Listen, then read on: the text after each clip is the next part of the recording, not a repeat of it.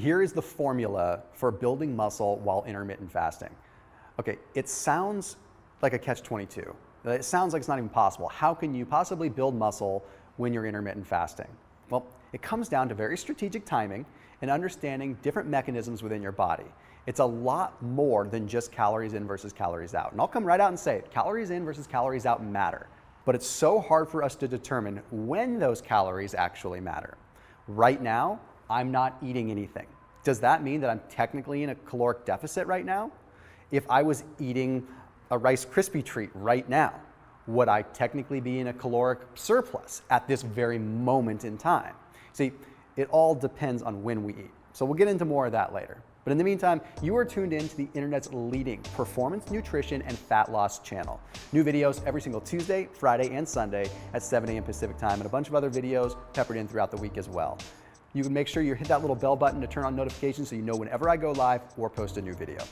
All right, so what I'm gonna do with this video is I'm gonna give you breakdowns of each and everything that you should consider when it comes down to laying out your intermittent fasting muscle building plan. Okay, it's gonna be broken down into different proven points, and then by the end of this video, you'll have a collective knowledge of what you can put into actual application to get the most out of your intermittent fasting muscle building cycles. All right, so the first thing you wanna talk about is always train fasted. Okay, there are some circumstances in which you would not, but I want you to train in your fasted state. This is important, and we'll talk more about how you can orient the timing in just a bit. And I want you to stick with me through the whole video, but the reason I want you to train in a fasted state is because of the catecholamines. Okay, when you are fasting, your body's under stress, which means you're producing adrenaline, you're producing epinephrine. This sounds like a bad thing because it's fight or flight, but believe it or not, this is actually somewhat muscle sparing. What happens is when you trigger that catecholamine response, like you do when you're fasting or you do when you're working out, you're triggering your body to activate hormone-sensitive lipase and start burning fats for fuel. This burning of fat for fuel actually preserves some muscle. Okay, it makes it so that your body doesn't start breaking that down. It triggers the release of fatty acids to be used instead. So no matter what, unless you're trying to gain fat while building muscle, that's your specific goal, you should still train in a fasted state. It's going to keep you leaner and it's going to preserve some muscle. But another cool thing happens. Catecholamines actually trigger a specific contraction of our blood vessels, which sounds bad at first. You're probably thinking, wait a minute, I want to take all these like supplements to increase blood flow and all this. How come you want to contract your blood vessels? Well, it's not quite that simple. When we're fasting and this catecholamines release, the blood vessels constrict, but blood is going to be isolated more so to the larger muscles. This is going to force them to have more blood, which is going to actually increase force output. When we increase force output, we increase strength. With strength comes mass alongside proper nutrition, of course. So we definitely want that. You're actually going to get stronger with your larger muscle groups, like your quads, your glutes, your chest, your back, things like that. You might feel a little bit weaker in your auxiliary muscle groups. That's not that big of a deal. The next thing that we have to talk about is mTOR. mTOR stands for mammalian target of rapamycin. And in the gist of it, mTOR is just the anabolic signaling. What we want to do is we want to turn on mTOR at specific points in time.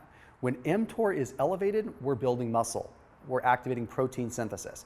It may sound like you want mTOR on all the time, but you don't. Okay, you only want mTOR on at specific times, and that's why we're going to talk about when to time it and when to get those spikes. The rest of the time, you want your body burning fat. You want your body utilizing cells and actually using its own energy for energy. So mTOR works closely with insulin.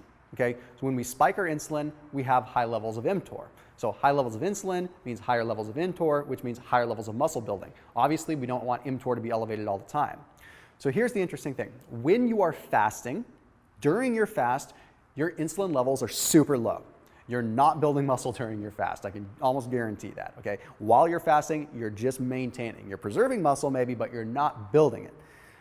So what happens is, throughout the day, your insulin sensitivity builds, meaning you're getting more and more sensitive to insulin when you do finally spike it. So when you break your fast, you're spiking your insulin big time. So what I mean by this is you're going to want to make sure that your workout is towards the end of your fasting period. So if you allocate your workout to the end of your fasting period, you get to capitalize on an insulin spike in two ways. You're insulin sensitive after a workout, but then you're also insulin sensitive at the end of a fast. So you're double insulin sensitive, which means that when you do consume your protein, you do consume food, you're going to get a big spike in insulin, which means you're going to get a bigger spike in mTOR, which means you're going to get more protein synthesis at that very minute. And that's exactly what we want, specific timing. So that means when we spike our insulin with a small amount of carbohydrates or a small amount of protein, or a good amount of protein, I should say, you get the insulin spike, which means the cells become more receptive to the nutrients that are coming in. Now, of course, that's a benefit because we get more nutrient absorption at that point in time, but of course, we get the activation of mTOR. We get the actual anabolic, metabolic signaling that tells your body to flip the switch and start building muscle. And this has been proven in a study that was published in the journal Nutrients. They found that an increase in insulin correlated with an increase in mammalian target of rapamycin. So specifically in metabolic tissues too. So we're talking like skeletal muscle and stuff like that. Okay, leads me into the next thing.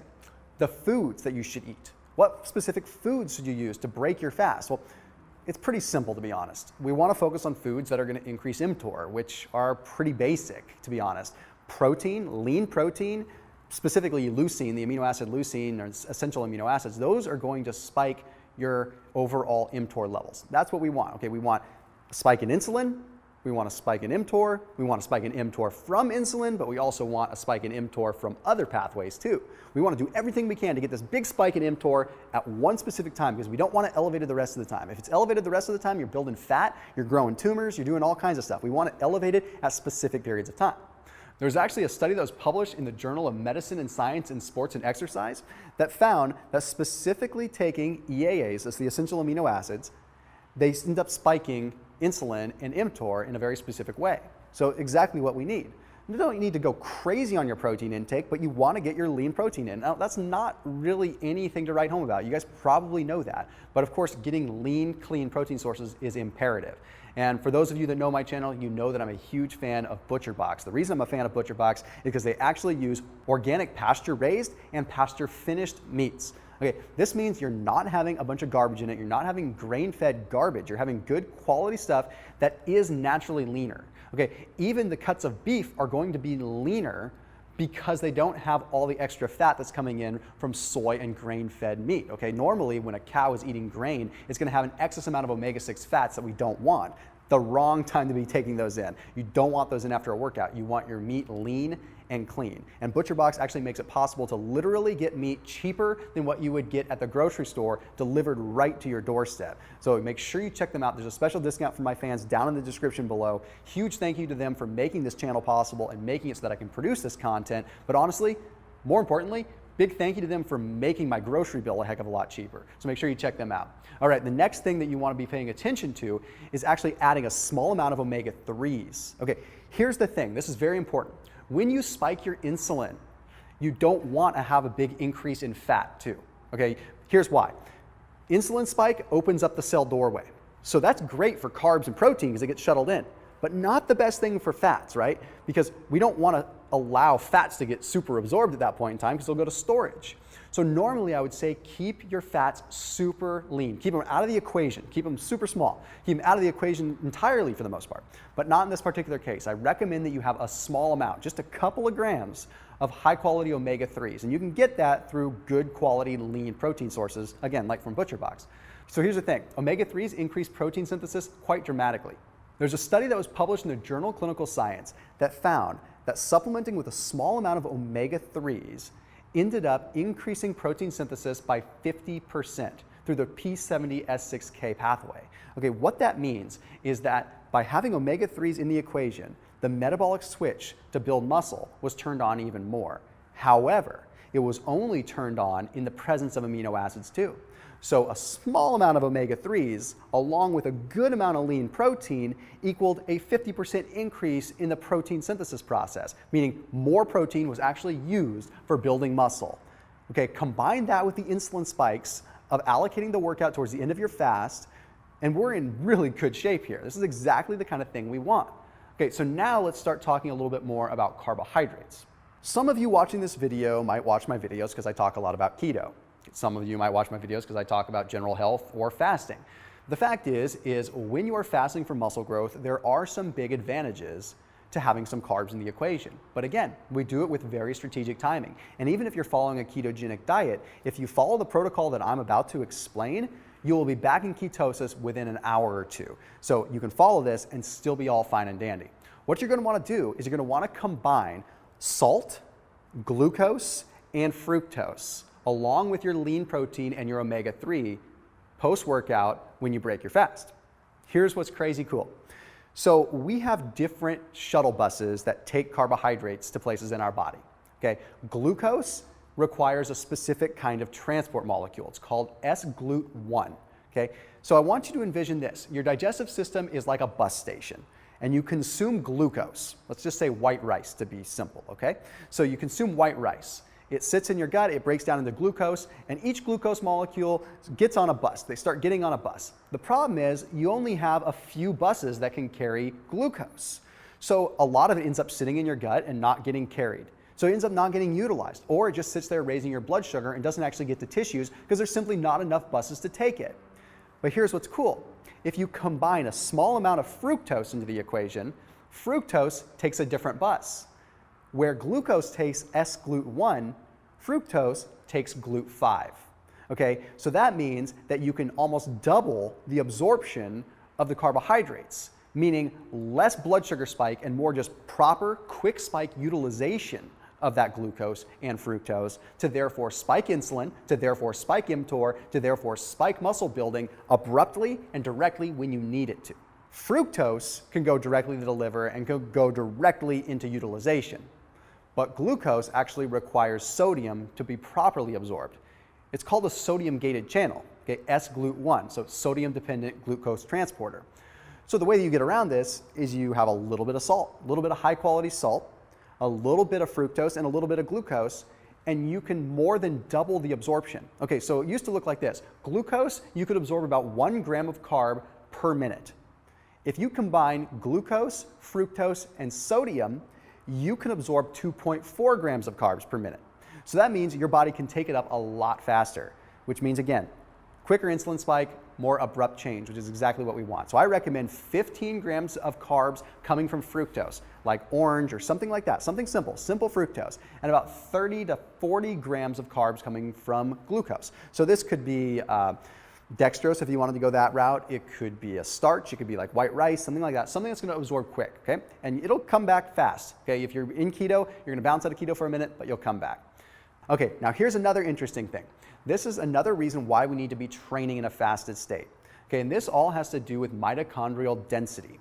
So the mitochondria is where we create energy. Okay, it's where ATP lives and does its job. ATP is what actually produces energy. So we go through a process of taking ATP, cleaving off a phosphate molecule, leaves us with ADP. Long story short, basically ATP is what gives us energy. And mitochondria is where that energy is actually produced and housed and used. So when we work out, it used to be thought that we would have an elevation in mTOR the moment we lift a weight. So remember mTOR, the anabolic signaling pathway I've been rambling on about for minutes and minutes and minutes? Well, we used to think that the moment we start lifting weights, mTOR is turned on. Protein synthesis is on. And it's kind of the truth. But mTOR is only turned on while we're working out if we actually had food in the system. So you might be thinking right now, okay, Thomas is going to tell me to eat something while I'm working out or eat right before I'm working out. No, not at all. See, I don't care about you elevating mTOR during your workout. I don't expect you to be drinking a milkshake or eating a rice cake during your workout. That's just weird and laborious. We don't have to do that.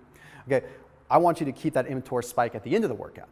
So what they've found now, researchers are finding that when the body is using its own stored fuel substrates while you're exercising, mTOR is actually suppressed. It all has to do with something known as AMPK. Okay? AMPK is sort of a reverse fuel gauge for your body. When you have high levels of AMPK, it means that your body's actual energy that it would normally have from food is depleted.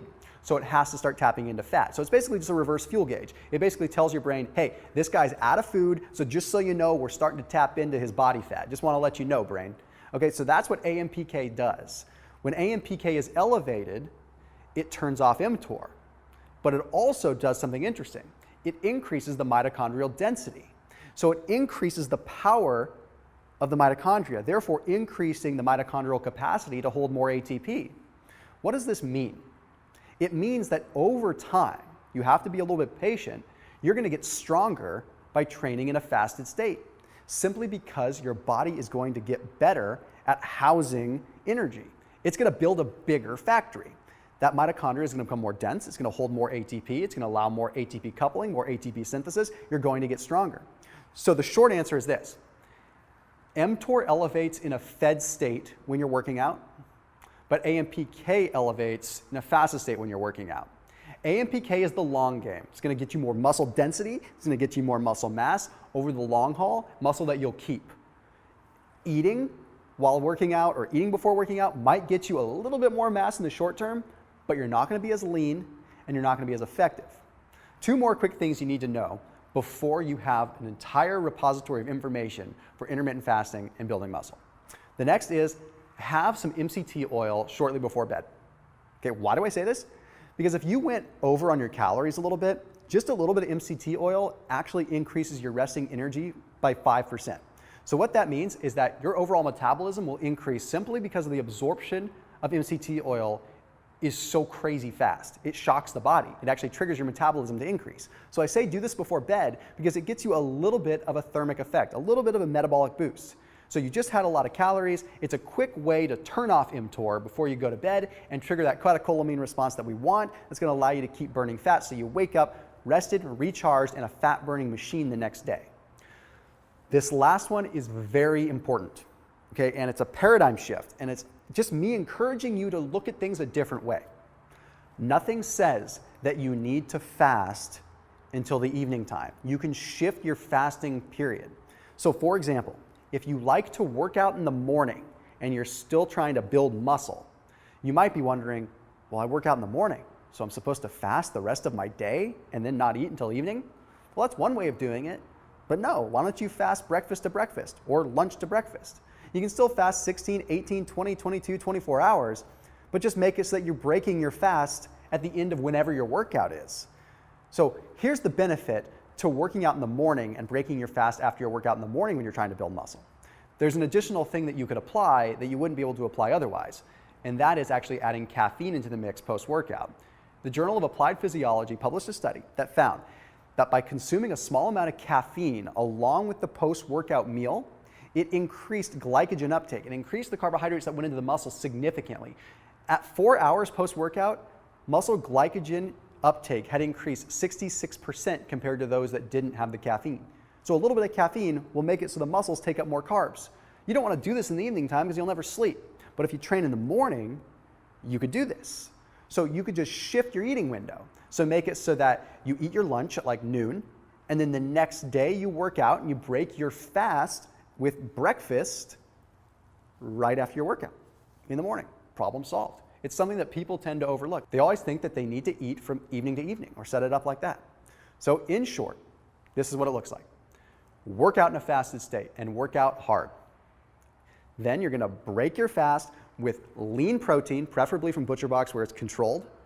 Okay, lean controlled carbs. Okay, so you're gonna be like 30 to 40 grams of starch or nice glucose in a clean fashion, 15 to 20 grams of fructose, like from an orange, maybe a quarter teaspoon to a half teaspoon of high quality salt, maybe a little bit of caffeine if that's what you're doing, and a small amount of omega-3, anywhere from 2 to 4 grams of high quality omega-3. And then of course, keep your calories adequate. Keep your calories in abundance. But again, don't focus as much on that. Focus on fueling yourself, getting the proper nutrition, and activating mTOR. As always, make sure you're keeping it locked in here on my channel. Make sure you check out ButcherBox down in the description for giving everyone such an awesome discount. I'll see you guys soon.